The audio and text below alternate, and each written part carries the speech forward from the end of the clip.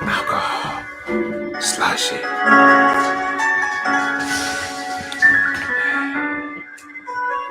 Swags, cold as a stranger from Pennsylvania, chilling in the W where they live bangers, throwing up them funkies, show them that I'm living. Yo, already acting like I'm worth 20 years, shaking off these haters like snow from my boots, champagne bottles and all white suits, show up out of town in an all white deuce, feeling like the cause it's all right too. Government scandal put the state on trial. The DAs and judges are the criminals now. The whole judicial branch is a fucking cash cow, so they gonna have to take me out before I take them all down. This is Mad City. This is our town. If we in it for a penny, then we in it for a pound. You trolling online like you a bunch of gangsters. Meet us at the Coliseum. We'll entertain you. It's life with my feet up. Fuck some new sneakers. I rule my own empire. Julius Caesar. Recent third dimension. That's the crew that I fuck with. Stop trying to hide, fool. Let's do this in public.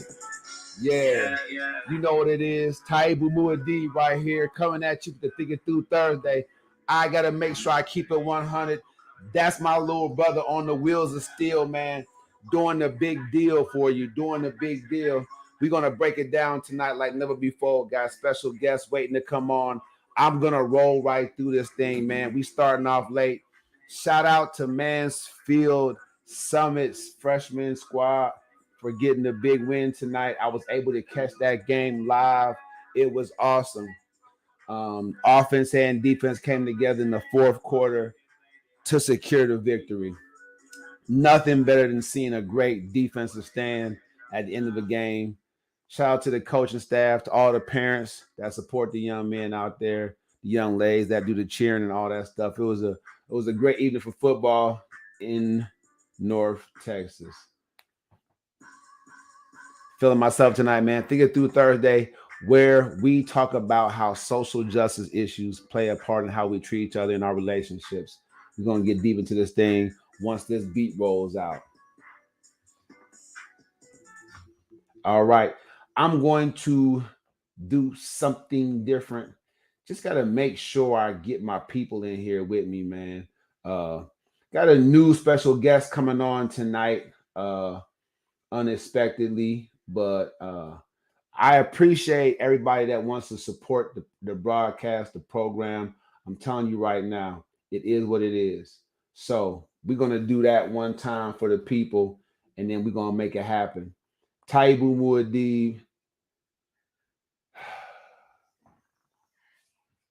doing what we got to do.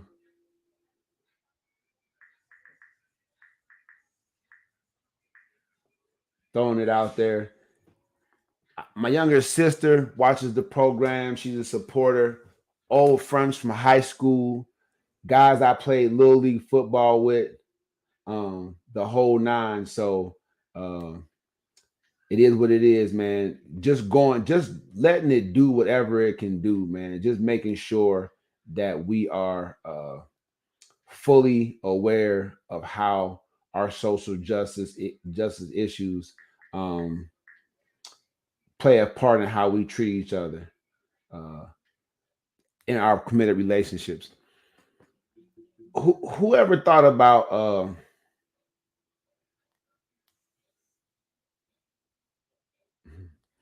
whoever thought about how much we lose in these social justice arenas and compare that to our feelings about ourselves and our relationships. You know, when things are out of our control, like our significant other's behavior is out of our control. The American judicial system, the behavior of it is out of our control. You see how those things play a part in how we treat each other. I mean, you know, it's tough when things start to not go your way. It's like you lose all hope quickly. It's tough to fight against something that you can't control, and so I just want to make it known, like, that's where it's at. Okay. At the end of the day, if you having issues or problems with like abandonment or feeling like all is lost in your relationship, just know that the way society is around us and how they put that big L on us definitely affects what we're doing. So I just want you to know right now, like, it's not just you. We all feel that sense of loss. We all feel like, we could have done something better or it'd get better, but then it doesn't, and then we just lose all hope.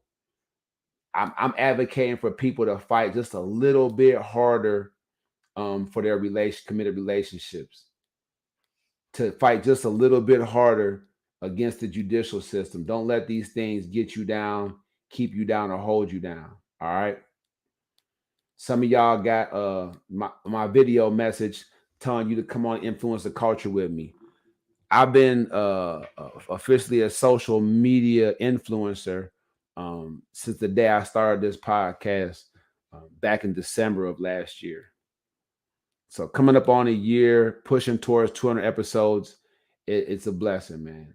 It's a blessing to see this type of opportunity push itself through. So, how has y'all week been progressing? I really want to know. Tap in with me. Let's go. We're gonna be here for an hour. I ain't gonna cheat you. It is what it is. Um, I'm really, really thrilled that so many of you have subscribed already. If you haven't subscribed, go over there, man. Support the movement. We do not have to allow the powers that be. We don't have to allow individuals to be in our mix and in our business. But right now, we definitely should allow each other a little bit of grace. All right. We definitely want to make sure that uh, we're treating each other better than they treat us. Social justice isn't just us against them, right? Social justice is also just as much about how we view each other. Do we view each other through their lens or through our own? And if it's through our own, what is that lens? What does that look like? How do we stereotype each other? How does that affect us when we're in relationships? When I was growing up in a predominantly European area, the European girls, they was all like, black guys are cheaters. They're players. You can expect that, right? This is what they say. But has that passed along to uh the sisters? Do the sisters now think that way? I just kind of want to know, sisters, ladies, do y'all think that that? And I've heard on my show, women have come on here and said all men cheat. She was a sister, so I don't know if she did outside the culture, but she said all men cheat. So I would assume that she had. Um,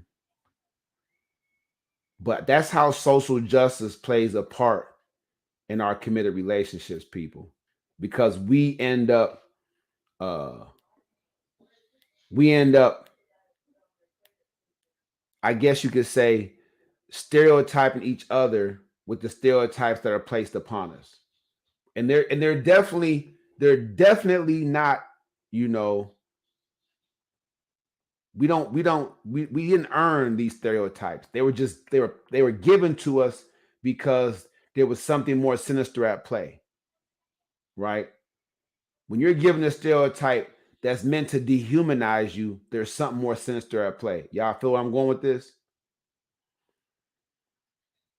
Once you dehumanize the African man in the eyes of the world, and you over sexualize the African woman in the eyes of the world, you can do certain things to these types of individuals, and no one will really lament that, right? You go from a nationwide prison population of a couple 100,000 to some millions almost overnight. I mean, almost overnight. If you think about it, almost overnight, right? In a 40-year period,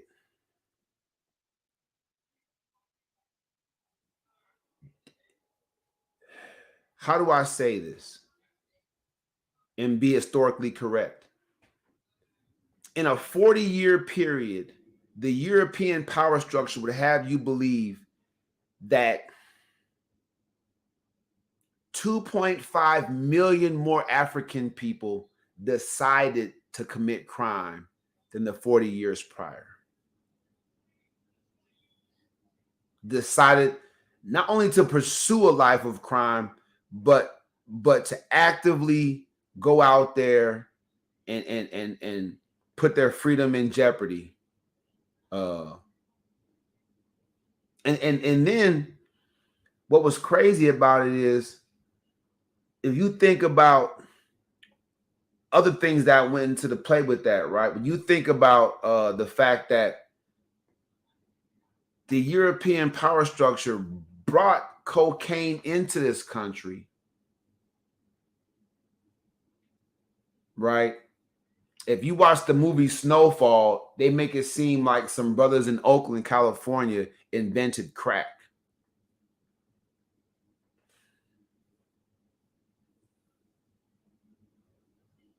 Which is kind of hard to believe because chemistry really isn't taught over much in most public schools, especially not in poverty and stricken areas. So the European power structure would have you believe through popular media that some brother with cocaine fell through a packet of cocaine in a pot that was boiling in water, probably for some chitlins. I don't know. Didn't know where it had went to. It just cooked and cooked and cooked, and by the time he found it, it had rocked up. Now, whether he decided to smoke it or gave it to a fiend to smoke, whatever the case may be, we're talking about chemistry here, people. Chemistry on the level where you're making drugs, because big pharma does this every day now. You go to any store, any laboratory in big pharma, and you tell me that you see a brother from Oakland or Compton. And I'm not trying to say that we don't have the smarts to do, but I'm talking about uneducated, didn't graduate high school, it up in there making these new drugs like Zazervin. You know what I'm saying?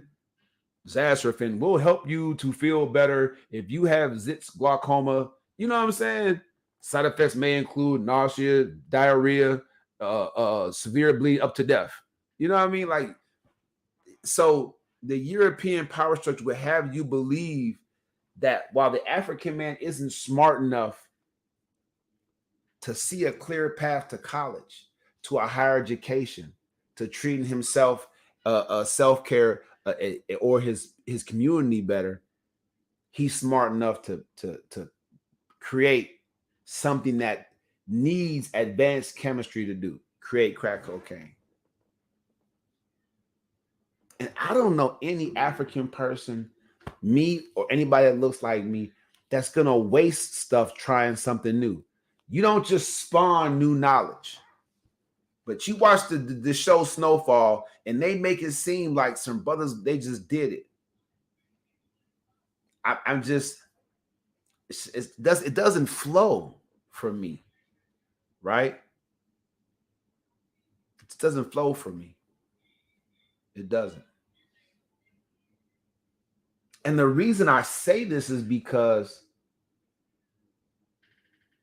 the crack and cocaine laws, which was the cocaine was brought here by the European power structure.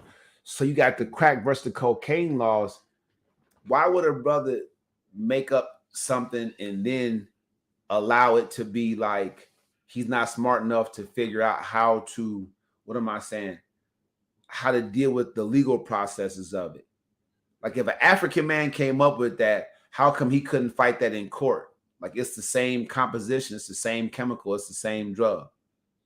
Right? The very first guy that did it, Why would he just allow millions, literally millions of other men that look like him, go to prison behind it?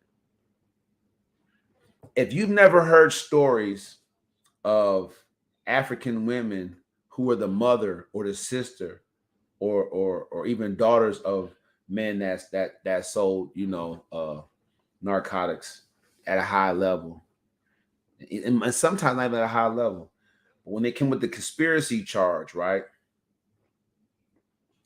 To get the conspiracy joint going, and now anybody that answered your phone call can be lumped into your crime. So the European power structure was going after, like, say I'm selling drugs and I use my baby mama phone. They can come arrest her because the sale was made off of her phone. They're like, well, you didn't know what he was doing with your phone? No, I didn't. We don't believe you. 25 years. This was happening, people. So losing in the judicial world and the social justice world a lot makes us kind of look at serious commitments and situations from that loser mentality. Also, we stereotype each other with the stereotypes that are placed upon us. Also, these stereotypes are meant to dehumanize us. So when an African man walks out on his beautiful African children, that it's the process of dehumanization has fully taken him over. Not that these aren't flesh and blood humans too, but that in his mind he's desensitized towards his own blood because he himself has been dehumanized. And y'all not really looking at the big picture, so I have to help you do that. Have to help you get there. Have to help you make it happen. So thinking through Thursday, we going hard. We making it happen. You know what it is. Appreciate all of you. That's where it's at. It's going down.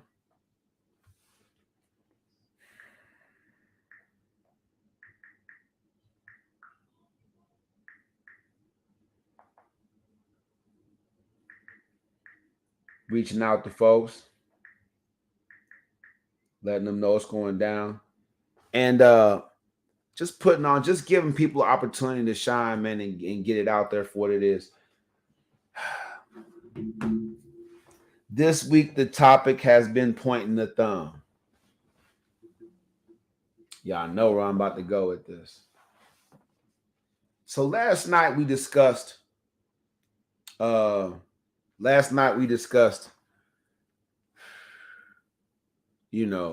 wildest things we've done for love. Really? That's how you feel? Wow. Get out of here, bro. The wildest things we've done for love. And I gave some stories. People started commenting, giving stories. Do we love each other as a people? Do we love our culture? Because if we don't, what does that say about us as a people and as a culture? I mean, with all this talent and potential, with superior genetics, no matter what the Europeans be screaming, we're the laughing stock of the world.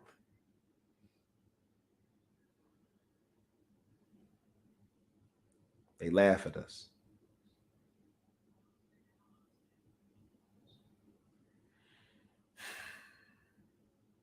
They laugh at us. So many of us, and yet zero power anywhere. Anywhere. There's simply no standing up for each other. We're still begging our oppressors for justice. Still begging.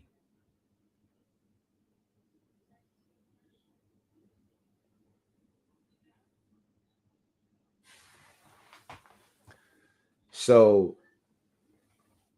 I mean, the way that affects us and how we treat each other, I mean, that kind of trauma has to be exposed. Is it easier to get mad from a domestic violence sense and strike an African woman versus any other kind? Is it easier to see her as deserving of physical domination?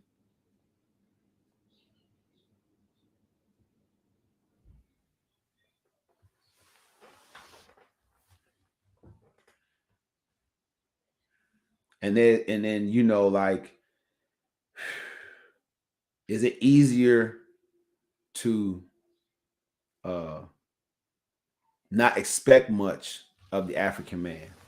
I mean, to date him, to rowboat with him, just get all the good you can, but to not really have high expectations of the African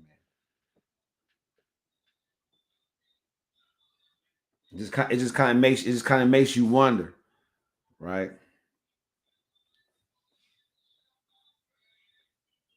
And so that's where it's at.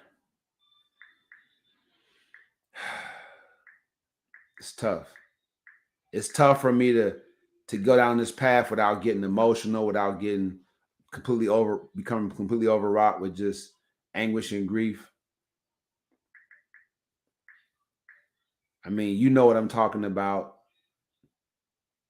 You know what I'm talking about. So, I mean, we're at that place, right? We're at that place now where really we have to bridge that gap between what could be, what should be, and what will be.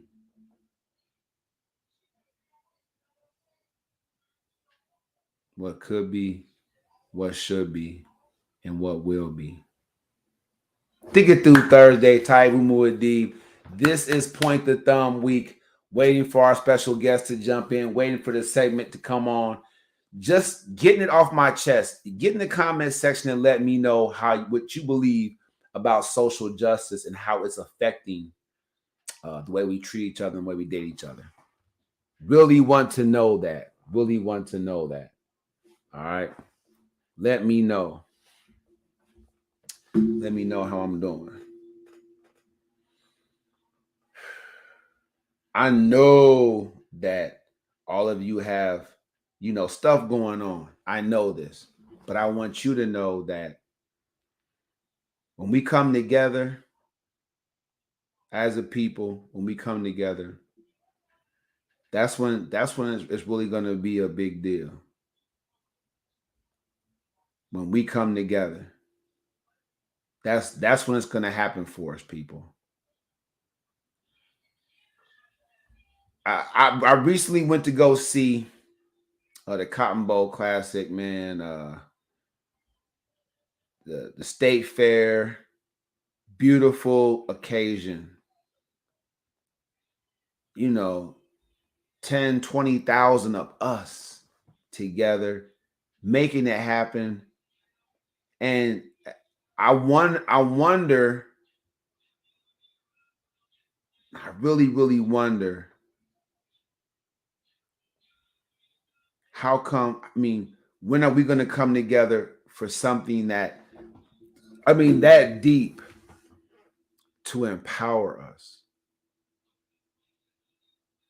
Let me break this word empowerment down. Let me break it down for you because I don't think that y'all really have embraced empowerment. Let me break this word down for you. Give y'all a taste of this empowerment and what it actually means. To empower. And I'm saying, when I get my shirt and tie combinations together, I'm gonna be very academic. I'm still gonna have fun with y'all. I still got the shame back alert going on, but I want you to know that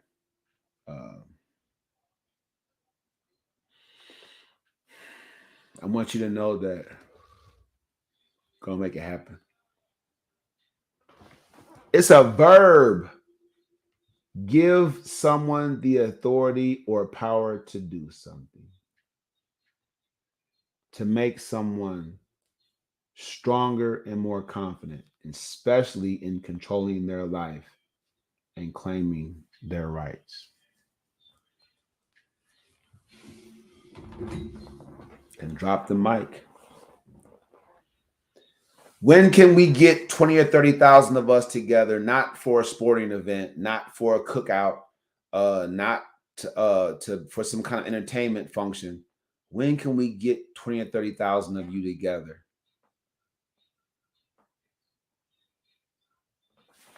Come together to empower each other. I want you to think about it while you go to www.leadersinspiringvoices.wordpress.com.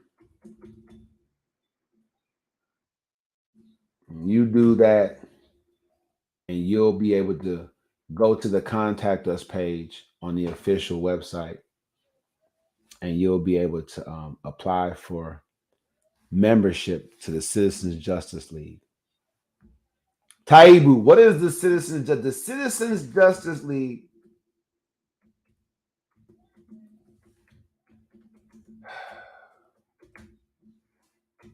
Is our way of balancing the scales.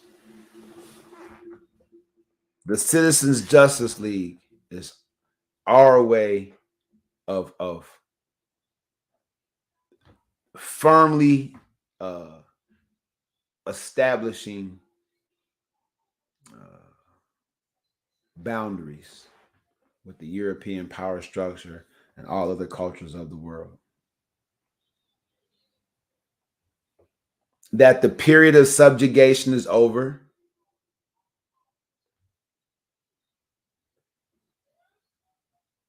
That the oppression will become a thing of the past.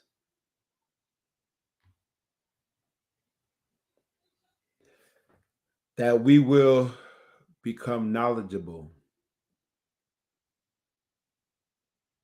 in all ways, in all studies and practices and arts, and become self-sufficient. From vegetable and cattle farming all the way up to creating the newest tech inventions to push our society forward.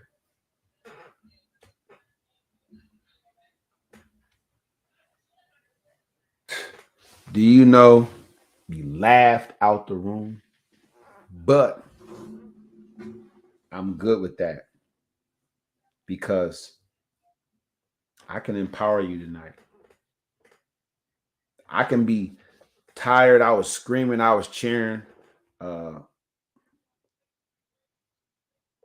Trey, do this. Trey, do that. Like I was really getting into it.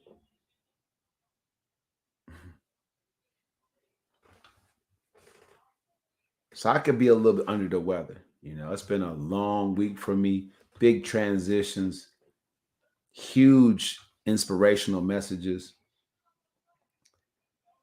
I can give you the authority and power to do something tonight on the show.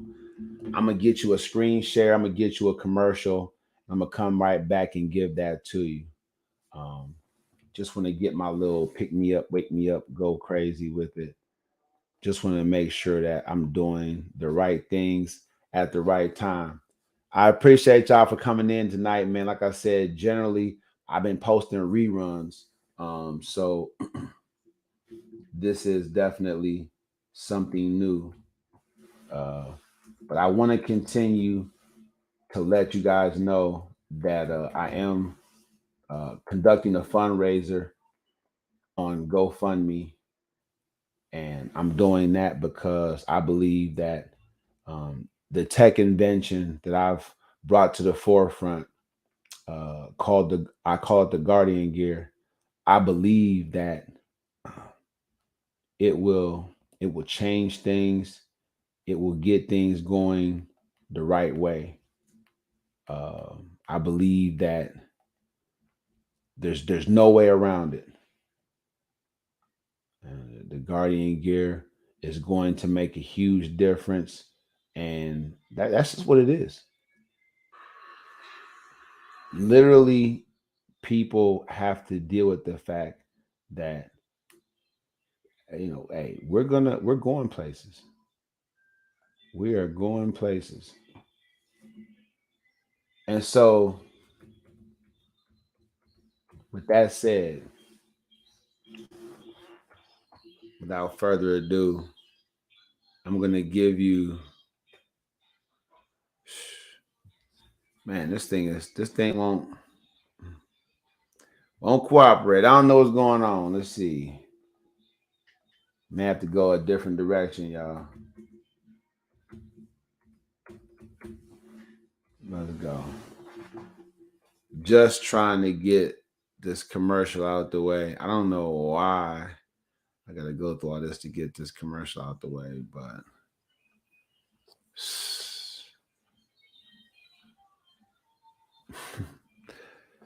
thinking through third. I gotta think this thing through.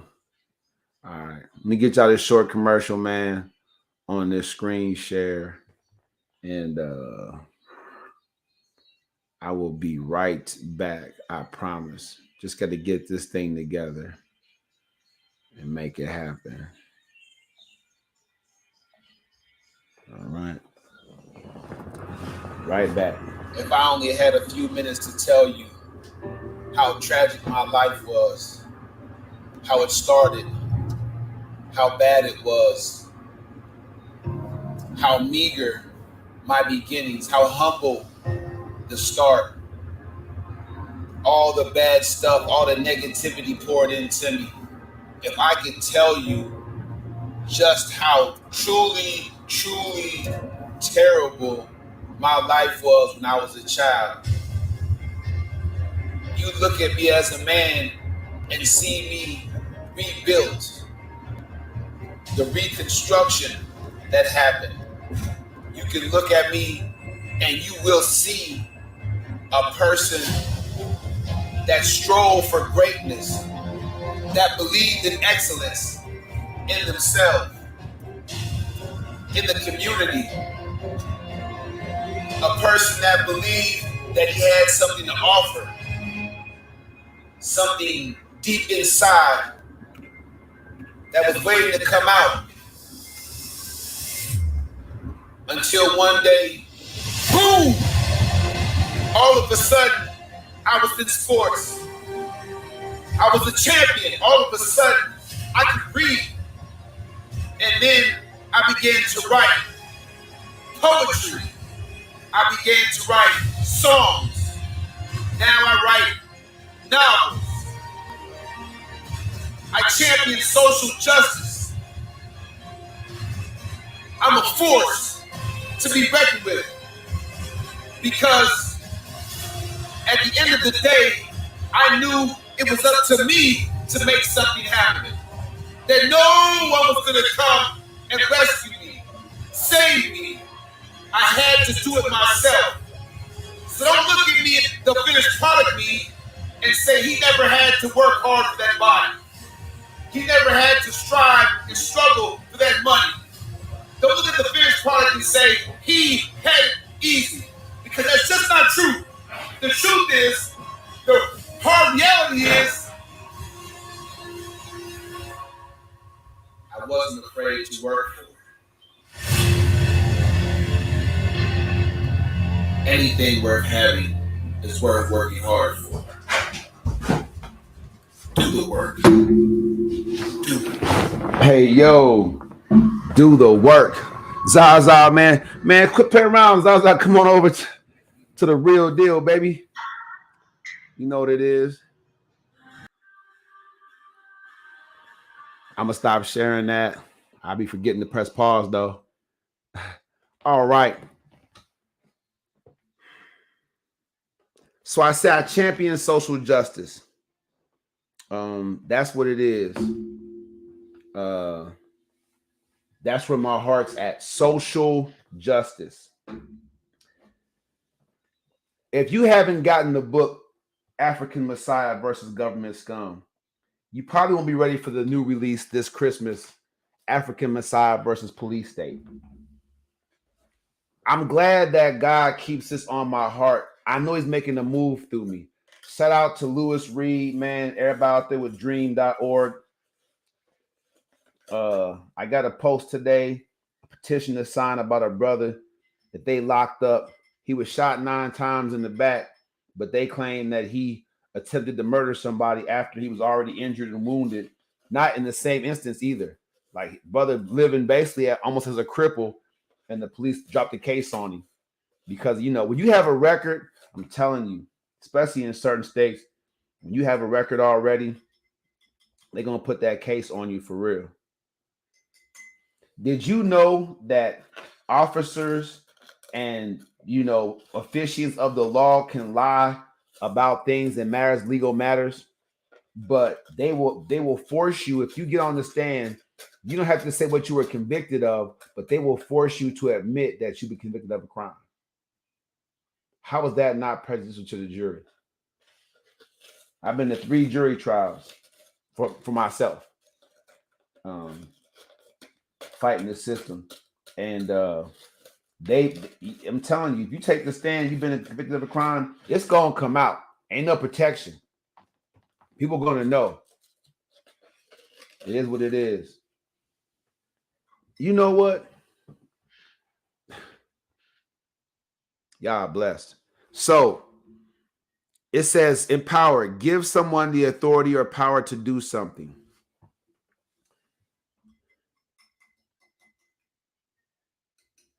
African Messiah, huh? What can you give us, Taibu Muad'Dib? What power can you give us to do? It's amazing. I'm glad you asked. Thank you for asking. What can I give you the power to do? I'm going to tell you right now. I'm giving you all the power to be more. I'm going to go to my motivational speaking extravaganza. I'm going to drop that off for y'all. I'm giving you all right now the power to be more. Unity is now available to us as a people because the leadership has returned.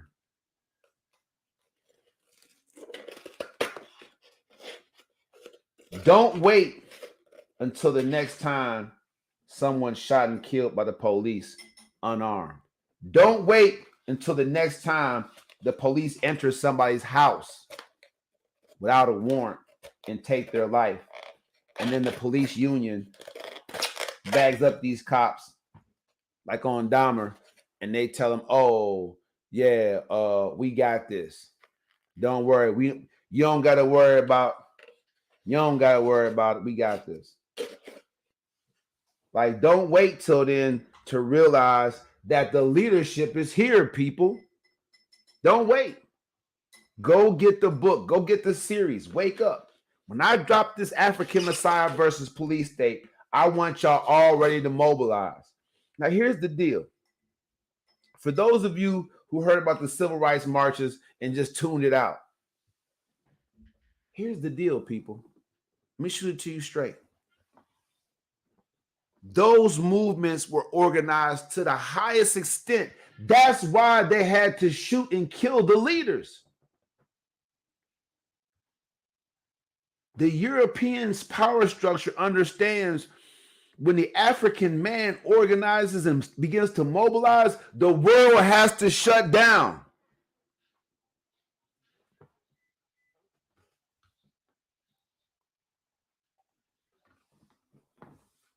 It has to shut down.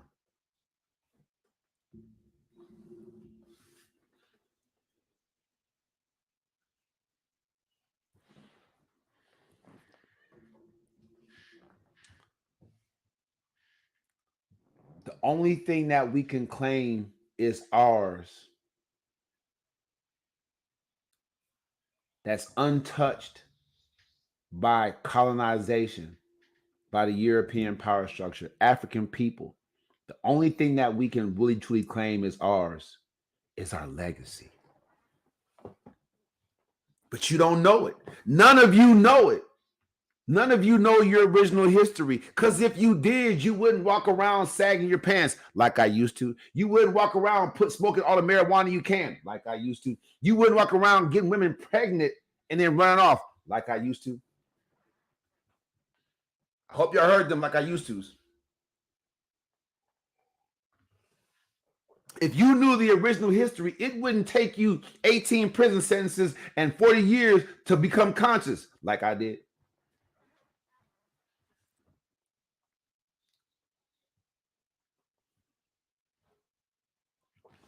But there was a small voice inside me when I was handcuffed. It was a small voice inside me when I was sitting in a cinder block cell called the hole, called isolation, segregation, seg cell 6. Many of you don't know what it's like to be 12 years old or 39 years old or 42 years old and be in a cell and know you're not going anywhere the whole entire day. That you're not going to leave that small area. So don't think I'm not. If I'm brave enough to face 4 walls all day long, the whole whatever thing, all that, I'm brave enough to look at each of you and say, you got it. You can do it. You were told you can't, and you've been told that you won't, but I'm telling you right now, the leadership is back. You have everything it takes to be more. This isn't an individual motivational speaking podcast. I'm talking to you as a village, African people. I'm talking to the whole globally. It says more deep global, not the United States. Ghana, Liberia, South Africa, the Sudan, Nigeria.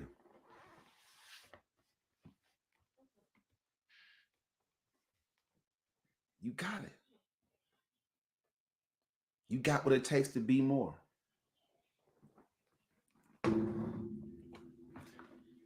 What's your vision, Taibu Muad'Dib?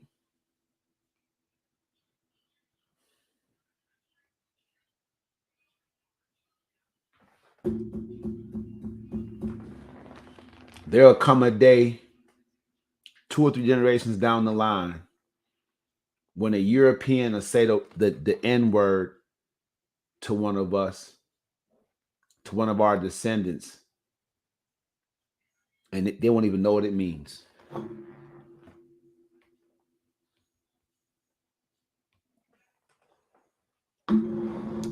That I will have led a movement, a conscious revolution so powerful that parents will begin to teach. Mom, he came home, he called me a nigger. What does that mean, Mom? Am I a nigger? And she'll say, son,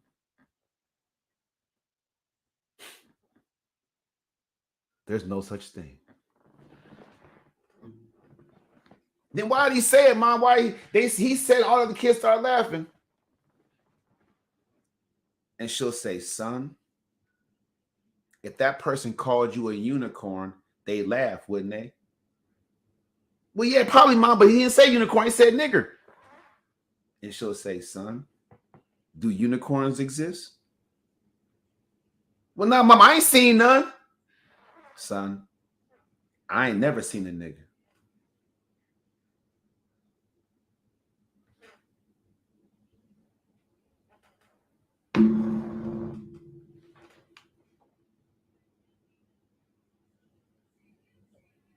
So they haven't either.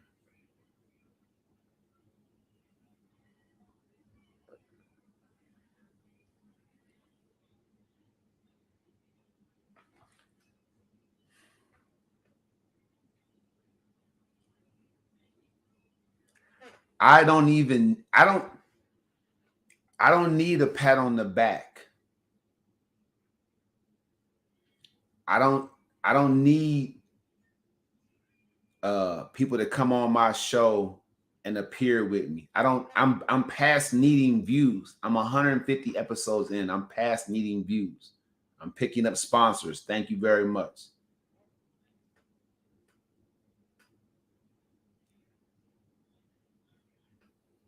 Enough of us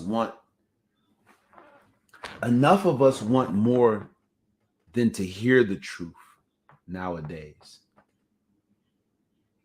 This is why this is my day. Dr. King and Malcolm X, they had their day. They were appropriate for their day. In their day, our people wanted to hear more about the truth, more of the truth. These days, my people want to live the truth.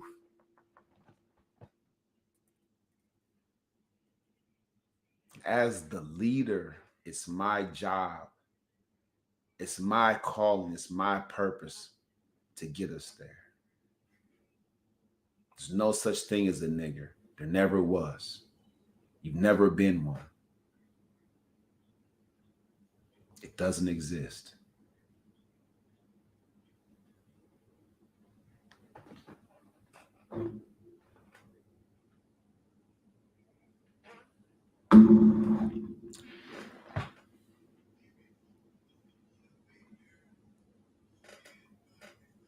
Taibu Muad'Dib right here. I got the fake applause joint. I could put that on, whatever, whatnot. I have a good time with it. It's Thinking Through Thursday. I hope you guys think about this program. There's a group I'm in called the Blackout Coalition. I don't use the word black. I don't aspire to the color code. I think it's ridiculous. I think it's just as ridiculous for a conscious free people to refer to themselves as a base color and not their beautiful African culture. I think it's just as ridiculous for them to do that as it is for them to maintain a relationship with the European names that they were given a long time ago. I'm Thornton Esquire the Fourth. No, you're not, Kunta.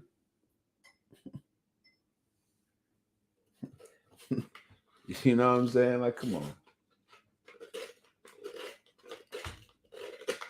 It's funny to me, like, nobody wants to be, indigenous African. You talk to an African person born in America. I want to go overseas. Where you want to go? I want to go see the Eiffel Tower. I want to go to England. I want to go to France. I want to go eat the food. I want to go over to Norway where the weed is good and grows everywhere. Like, they all want to go to Europe. Y'all can't tell me that isn't the quintessential of the slave mentality. If you're going to go on a plane and leave the country, you going to go around more Europeans?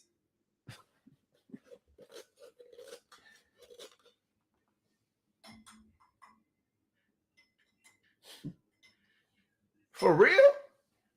That's what you're going to do?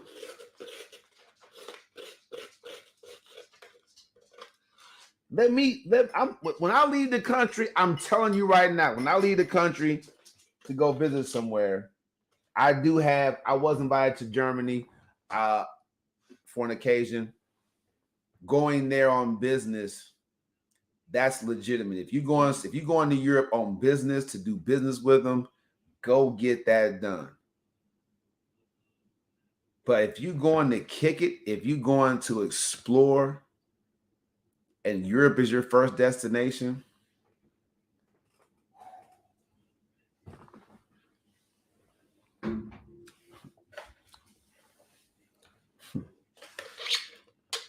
y'all act like the Europeans here in America ain't the same Europeans over in England and France and Spain, and who y'all think that they are? I mean, y'all make it seem like the slave trade was just by the English or the Dutch.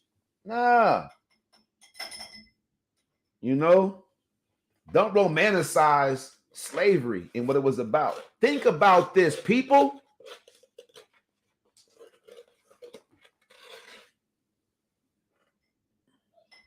Y'all get in my comment section which European country and nation and kingdom didn't try to jump into the slave trade.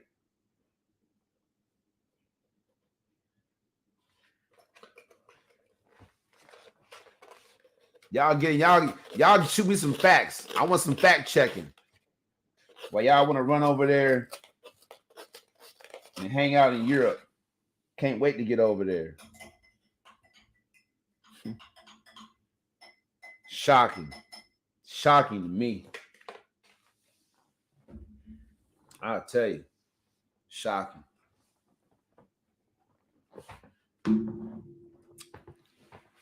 Think it through Thursday. Epic. Empower. Make someone stronger and more confident, especially in controlling their life and claiming their rights. Let me get off into the comment section. Go to patreon.com/Coach Taibu. And make sure y'all do this before. When I start this reality TV, when I hop off that first party bus, I'm doubling the price on everything. The personal training, the relationship counseling, everything that I do. My books, I'm doubling the price on everything. I've earned it. So y'all tap and tune in now. You know, invest right now. I mean, y'all cheapskates. I mean, if you knew the value of what I'm offering, it'd be different. Y'all be taking out loans to get at it.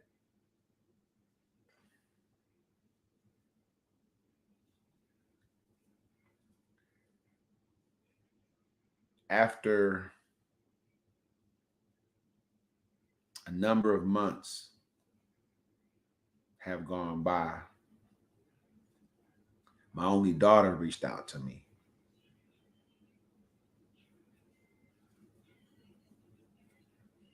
My only daughter is the only child I have that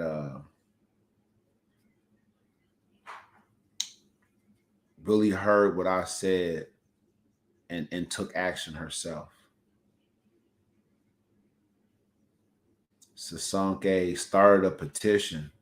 She'll never know how proud I was of that. Like, I signed it immediately. I wasn't in a position like this to have this kind of platform to get y'all to know about it. I'm gonna see if she wants to revive that. My daughter started a petition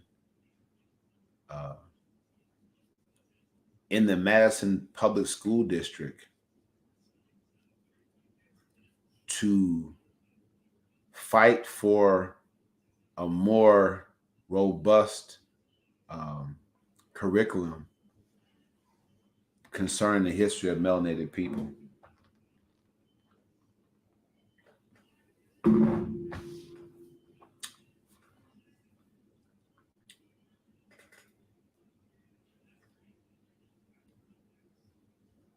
Just like her daddy. My daughter's a revolutionary.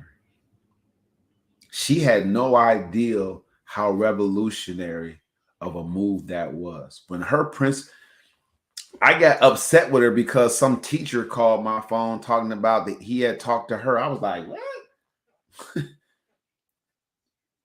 Yeah, a whole grown teacher was like, yeah, we talked. I'm like, it just threw me off. She had principals involved. My daughter, I'm talking about, she felt cheated. She felt cheated. Shout out to Miss Danielle Allen out there in DC who led that study group for our family. Shout out to the Brown family that put it on.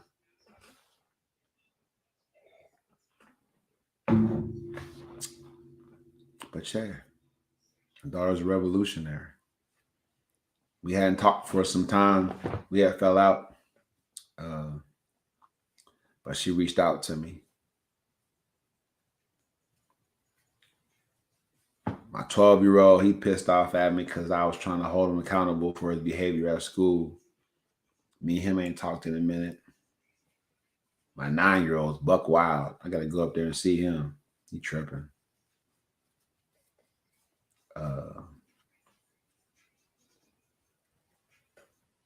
I didn't make good choices in relationships. And my kids, they suffer from that. I know that.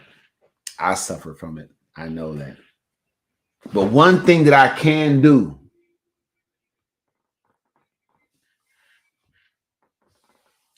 is I can erase this goofy nigger word. I can bury. I can put it to rest.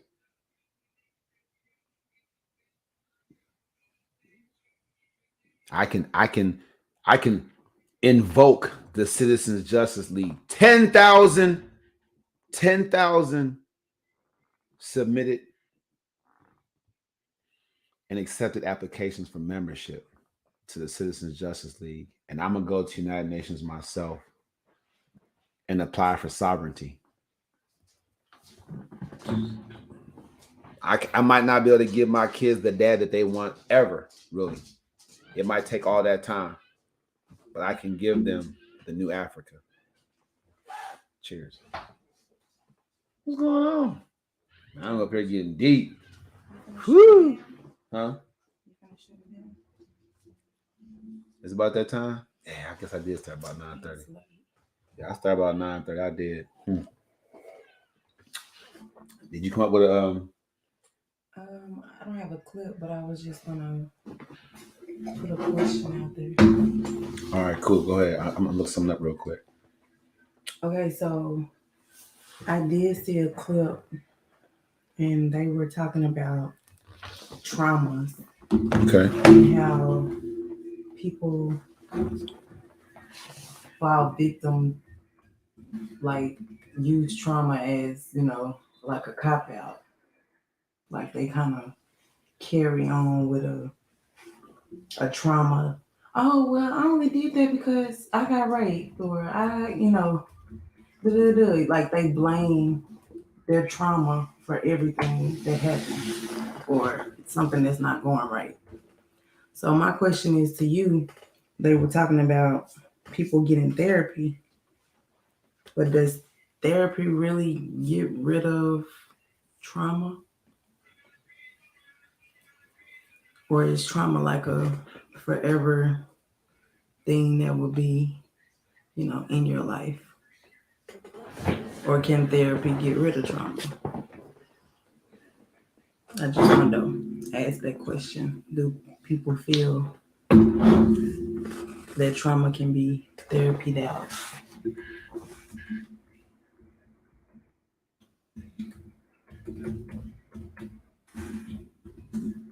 Or is just trauma this thing that's gonna forever be the reason you act the way you act?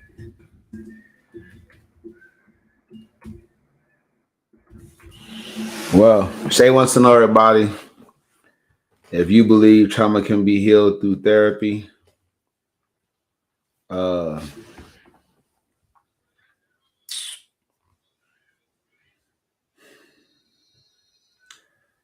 If anything heals trauma, it's support. And what is support? Because somebody out there could be going through trauma and they probably didn't been to therapy and it didn't do nothing. So what? Can I get personal for a second? So a good friend of mine, a childhood friend of mine, came into the Dallas-Fort Worth area just on her own business. And I kind of got into it a little bit with Shay about it, her not knowing it or whatever. Like at the time, just didn't know that we had already discussed this individual. But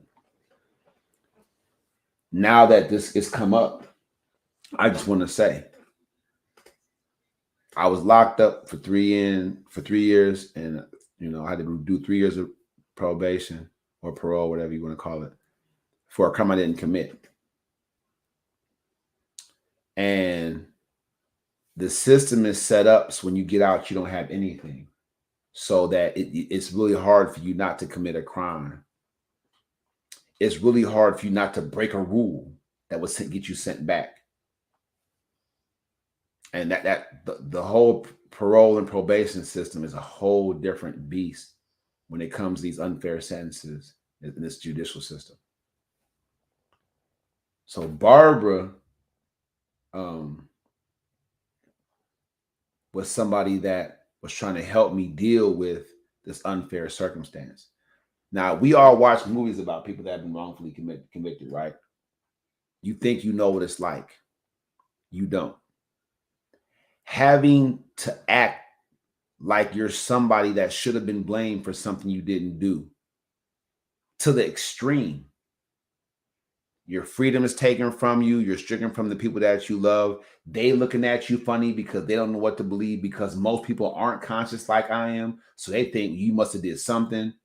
So you go through this time totally alone, begging for support, begging for help, whatever, and not really ever getting it. When I did my time, no matter how hard it was, when I did my time, what was I going to get out to? What was going to be the start for me? And Barbara, like most people, was like, nah, you can't come stay here. You know, that was just what the case may be. And so you get that from family, from friends. Like no one wants somebody just getting out, ankle bracelet, whatever. No one wants to deal with that. They don't want to deal with a PO that can come in and search your house whenever they want to. You know, who wants to deal with that? So I wrote a couple people, but she was one of the people. So she had said no, like you can't. Nah, I'm not with that. So when the PO called up there and he gave me asked for, I just put out anyway. You know, because I was like, man, I'm gonna put somebody's information down because I'm not trying to go to this little TLP and end up, you know what I'm saying? Like it's just a crazy situation. Like you have no idea in Wisconsin what's like trying to re-ingratiate yourself with society through their system. They don't want you to stay out there. They don't want you to stay out there. So when I say what heals trauma is support,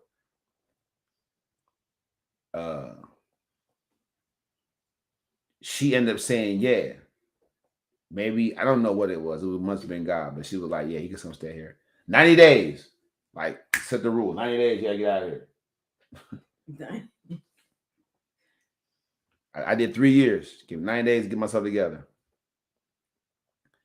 And, you know, I walked the first couple of days. Well, I walked at least one shift back and forth to work, a pretty decent distance when I got my first job.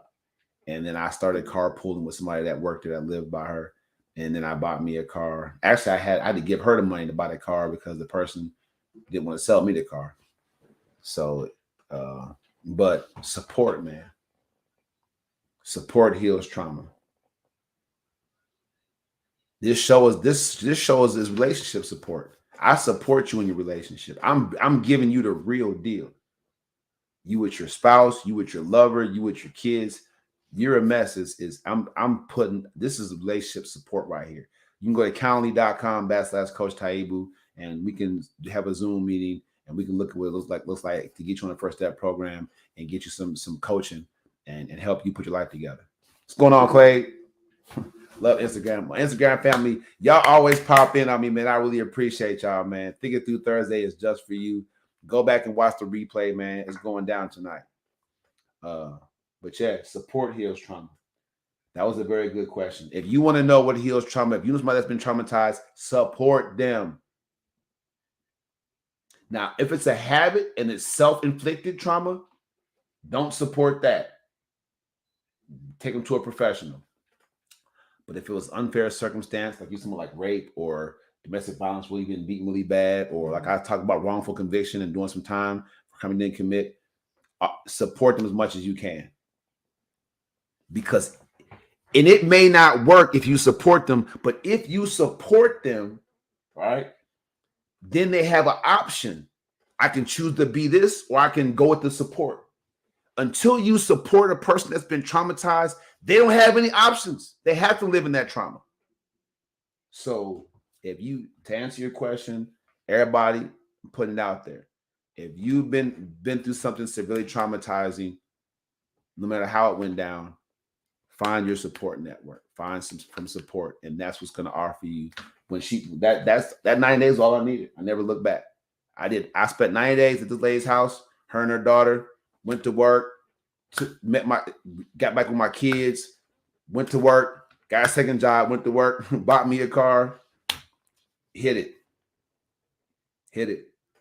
Matter of fact, I went and got Sasonke before I moved. I went and got Sasonke, my daughter, within those 90 days. And she thought I was crazy. Bobby thought I was crazy. You can ask her. I should have told you to ask her. Bobby thought I was crazy because I got my daughter up here and put her at my mama's house because she couldn't live with us. You know what I'm saying? I was in the basement. So I sent my daughter to my mama's house. My mama kept kicking my daughter out. It's the craziest thing. My own mama kept kicking my daughter out. It was crazy. And so when I was talking to Bobby one time, she was like, well, how can you get mad? You and I established. I said, that was the excuse I used the whole time to not be in my daughter's life. Thank you very much. I'm going to go ahead and pin that comment. Miss Kendra Brown over here says people need people. If you're over on Instagram, this is my last couple of weeks on Instagram, y'all. Please go check me out on YouTube at Taibu Muad'Dib. I will be exclusively on YouTube. Go over there and subscribe right now. It will cost y'all to subscribe when I start my reality TV show version in November. So get grandfathered in right now. But Miss Kendra Brown over here said people need people. That's definitely the truth. That's definitely the truth. No one is too far traumatized to be healed by somebody else's loving touch, even if it's just benign support. Here, you take this, go your own way. The Bible actually says, Jesus said to the apostles, he said, like, you can't just tell a person by your faith you are healed, just go. Sometimes you have to give a person some food. If a person says I'm cold, don't say, God made this person warm and then push me. You have to find them a coat, right? You have to be practical with your support, people. I'm all about prayer, but I'm saying you have to be practical with your support. So Bobby opened up her home. I never looked back. I came out. I felt like I was conscious, but I'm telling you, those first 90 days in the Wisconsin prison system, they put you in what's called a temporary living placement. And somebody comes in your room, and there's a little thing on the wall. It's hard to show y'all. Let me show y'all. It's a little thing on the wall, a little silver thing on the wall. And some stranger comes in your room in the middle of the night just to make sure you're there because you're supposed to be there unless you're at work, and goes beep in the middle of the night. Like, why? It's the craziest thing. So they want you to, you can't have company there, even though you just got out of prison. How you gonna have you living in an apartment I can't have company at?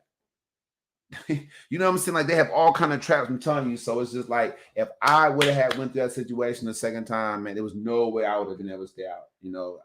And then when I say do 3 in and 3 on paper, like, they'll hold 3 more years. It was a 6-year sentence. They were holding 3 more years over my head.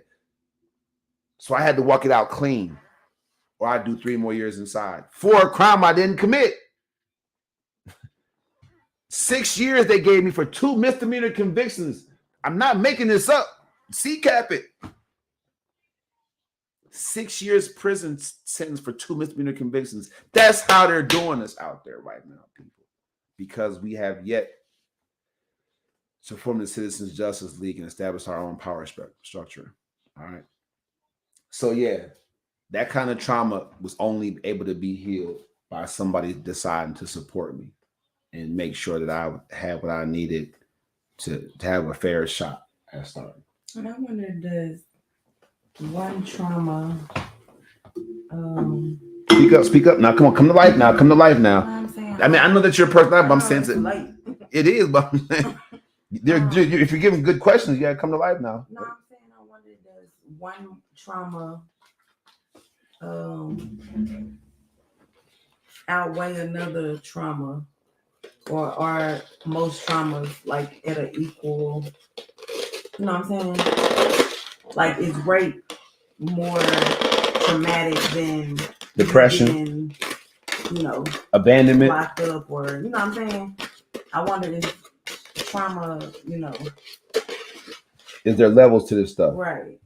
Like, can you just get over rape, easier than you can somebody killing your child, or you know what I'm saying? You know what I'm saying? We're all so different that we're all going to react differently to different types of trauma. So, say you're in a car crash and you lose your legs, but the car crash wasn't your fault. Say it was your buddy's fault. Your Ace Boone Coon, right?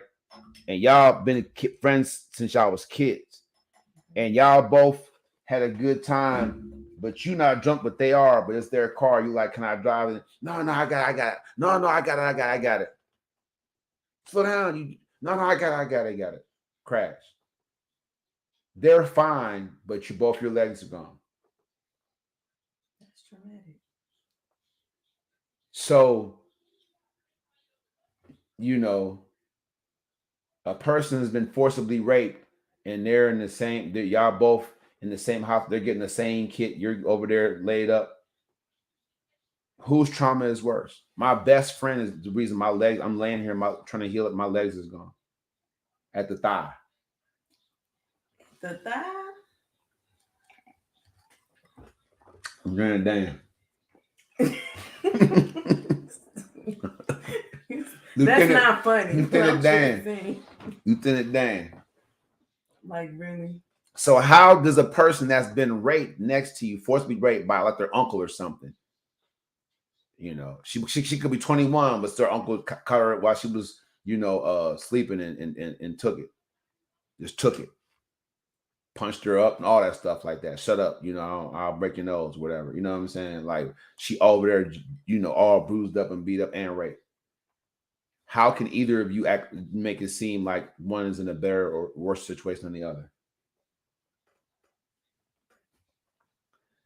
There's terrible things happening out there, man, but the human mind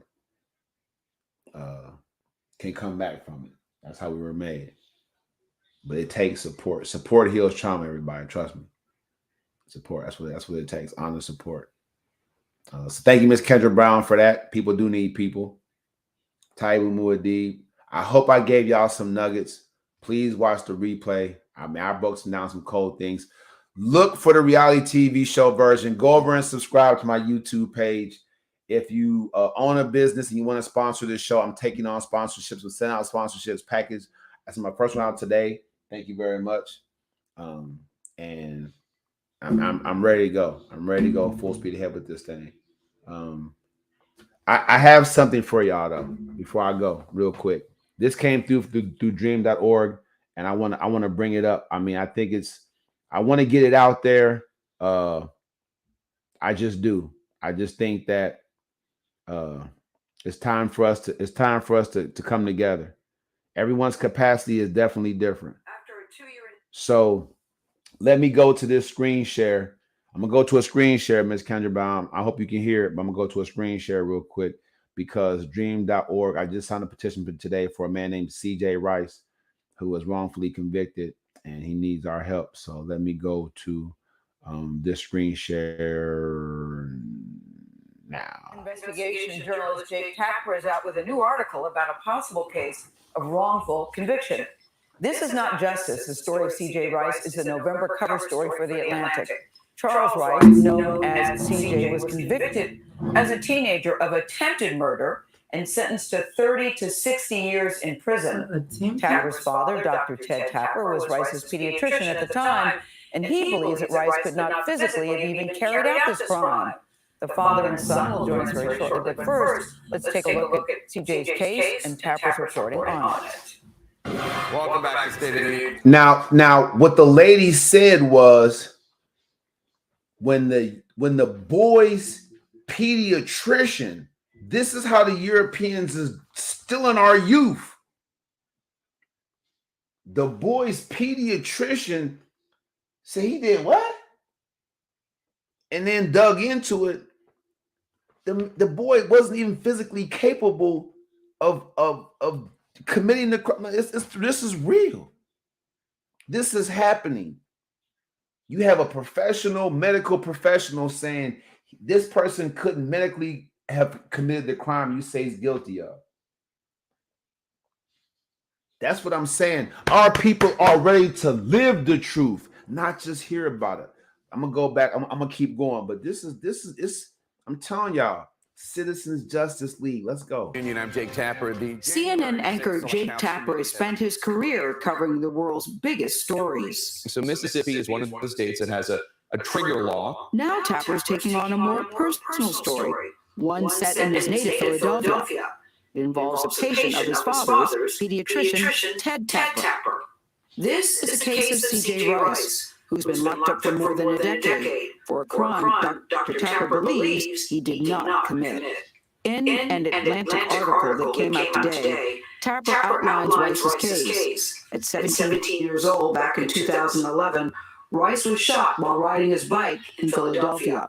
Rice believes it was a result of mistaken identity. Rice went to Dr. Tapper for follow-up care in September 2011. He had received more than 24 staples, fractured his pelvis, and lost muscle strength. Dr. Tapper says Rice could barely walk and was in a lot of pain.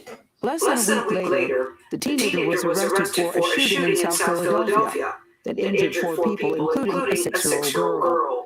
Rice and a friend were charged in what police saw as a possible retaliation crime. They were both tried. Rice's friend was acquitted, but he was convicted of attempted murder. According to Tapper's reporting in the Atlantic, there was never any physical evidence connecting Rice to the crime. Eyewitness testimony was questionable at best, and there were serious issues with his legal representation.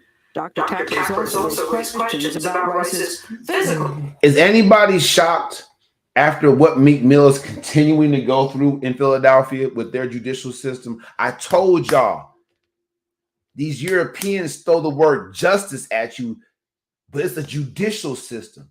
It's not a justice system. Do your fact check. Look judicial and justice up. Those words compete. They're not the same.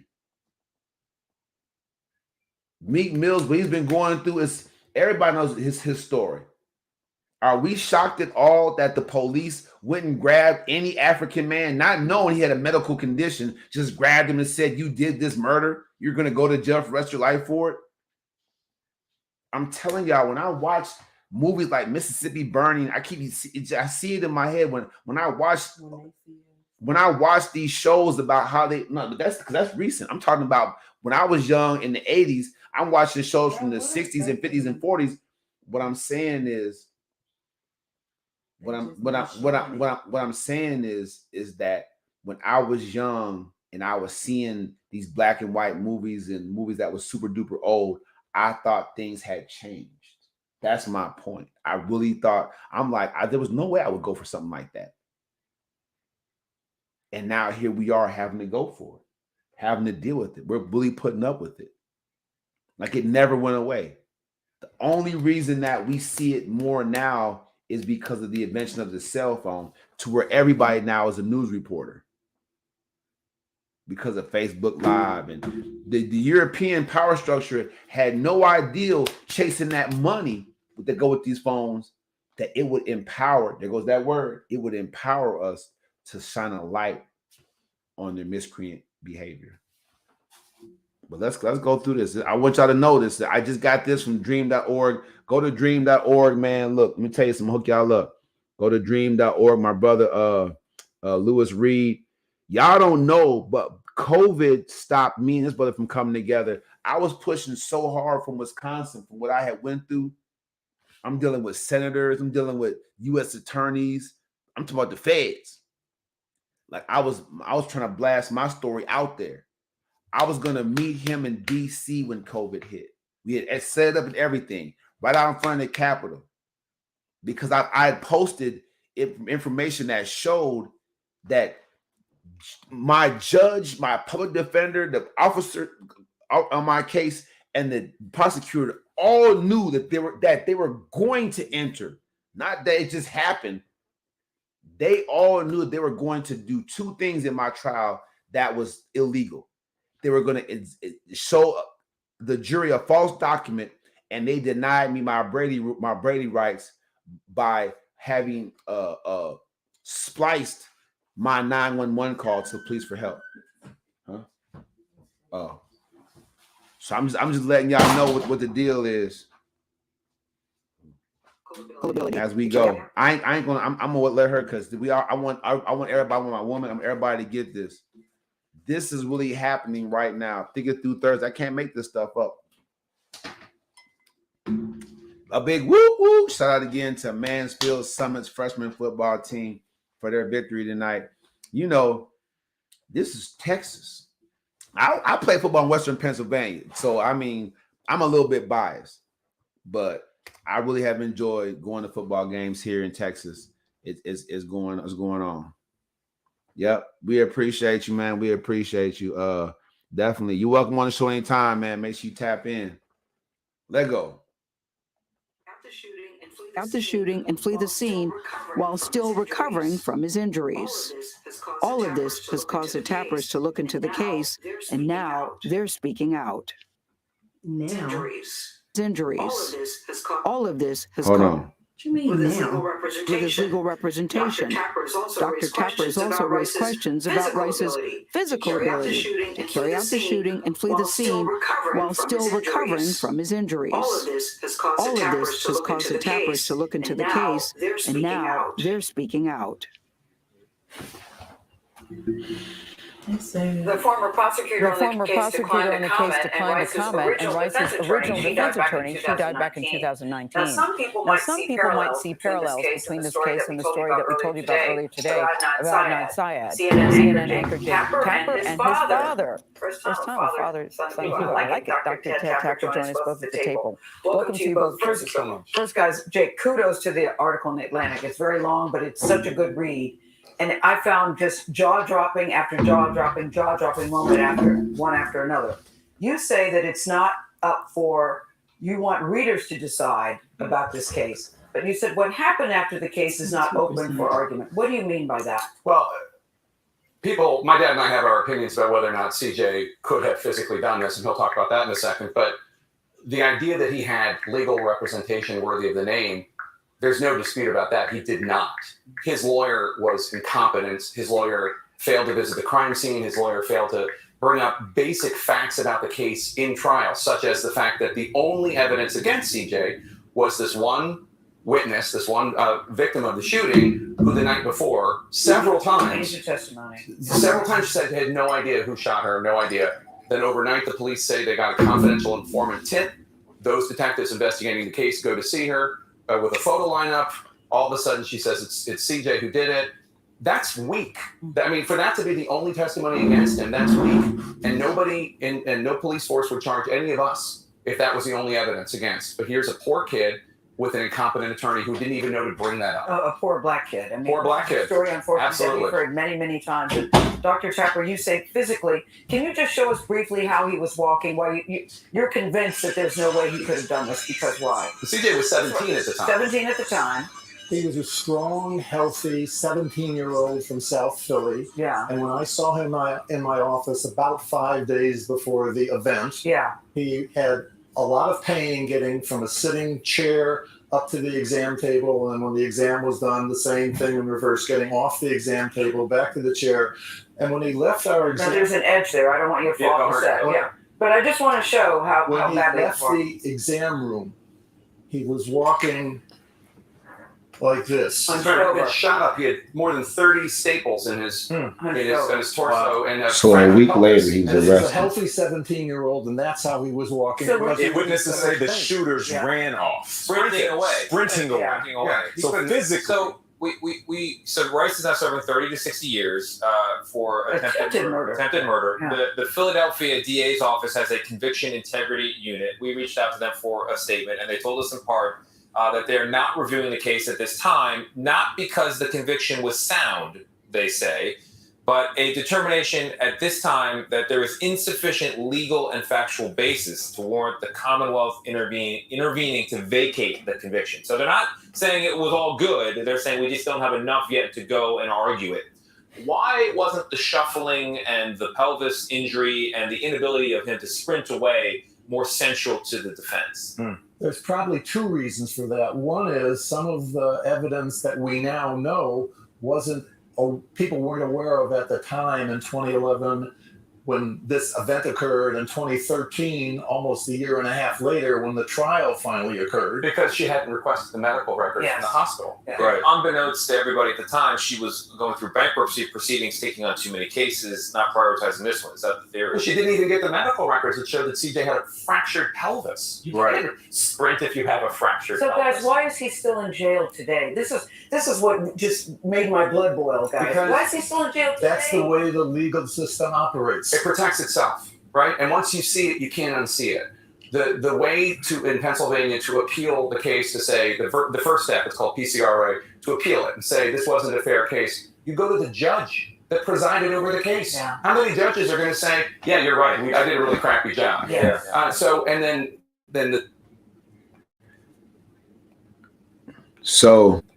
I'll leave it at that. Y'all know the case, y'all know the situation. That's a lot of trauma. To spend your whole life in prison for something you ain't even done.